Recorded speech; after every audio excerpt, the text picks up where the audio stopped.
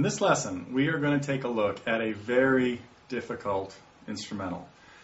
Eric Clapton's the lead-off tune from his Unplugged album, called Signe, assuming that's how it's pronounced, was a very different piece for him. I mean, most of the rest of the album is bluesy kind of stuff. This is a fast-moving bossa-nova.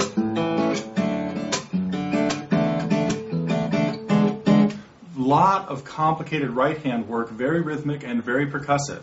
And we're going to work on what you have to do with your right hand to make that happen, and what you have to do with your left hand sometimes to mute the strings and stuff. So again, this is a very jazzy tune. Uses a lot of chords. It's in the key of A. Uses a lot of chords in seventh positions, minor sevens and dominant sevens, and a very jazzy progression. We'll talk about the chord progression a little bit later in the theory breakdown. But there's a lot going on in this song. You're going to have to be able to play some quick changes to bar chords, some quick hammer-ons things, and be able to keep a very percussive thing going.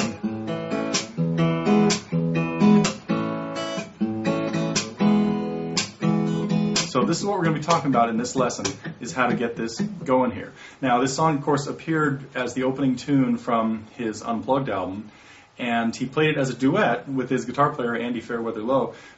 They were pretty much playing the same thing, and that just helps, on one hand, that helps cover up little mistakes that one of them might make. It sort of blurs the whole thing. It's the chorusing effect, but this is just a phenomenal tune, great composition, and it came, I'm not sure exactly how he wrote it, but I can tell you a little bit about the name.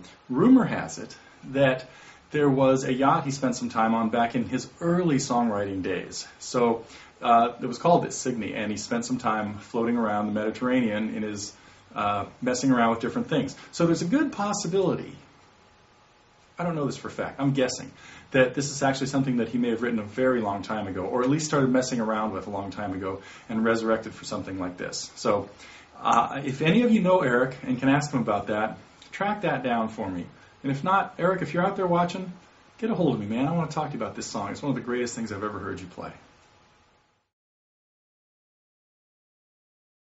There's some really interesting things kind of in the background of this song, and that is, you got to understand the chord progression a little bit and just practice running through it. But it uses fairly normal chords in the key of A, but again, they're jazzier versions of the chords. If you check out some of my lessons on harmony, chords and keys, and some things like that, you'll see what I'm talking about. We're playing a song in the key of A, and this is not bluesy at all. There is never a dominant seventh chord played on 1 or 4, which would create a little bit of a blues sound.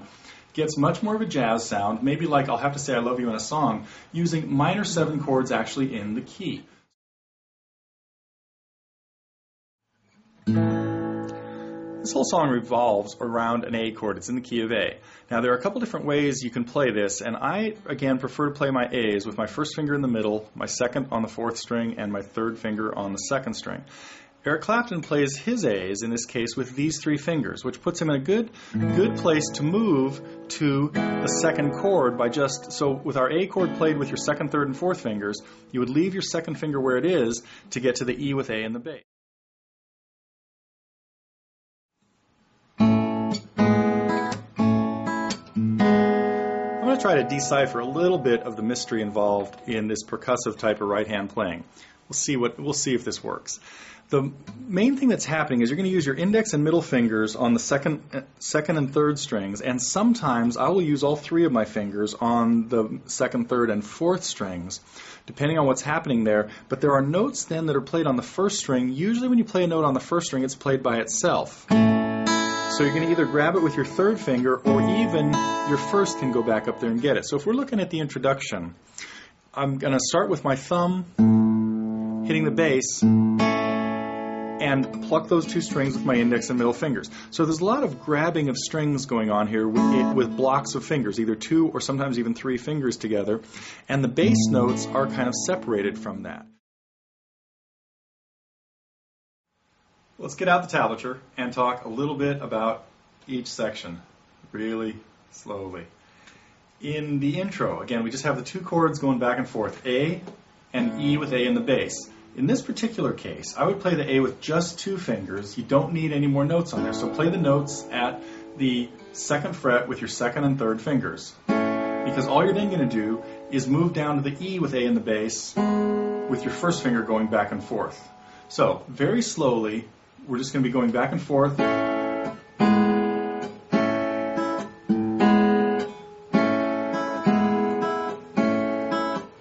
With my right hand, these two fingers are staying on the second and third strings, and my ring finger is playing the first string. The real speed on this is really fast. I'm going to put a metronome at 80 beats per minute, standing for 80 quarter note beats a minute. Bum, bum, bum, bum. It's probably going to be about that fast. And try to run through the intro, one verse, one chorus, and the bridge. And if I get that far, try to play the chorus again at the end, and we'll see what happens. 2, 3, 4.